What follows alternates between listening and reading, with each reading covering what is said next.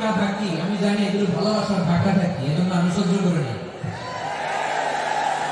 এগুলো যে ভালোবাসার ধাক্কা ধাক্কি, এটা আমরা বুঝি। পৃথিবীর কোন আইন, সিকিউরিটি প্রোটোকল দিয়ে এটা নাড়ানো যাবে না, কারণ এটা তো ভালোবাসা, লাভ। লাভ কোন আইন কানুন দিয়ে বাধা যায় না, নাড়ানো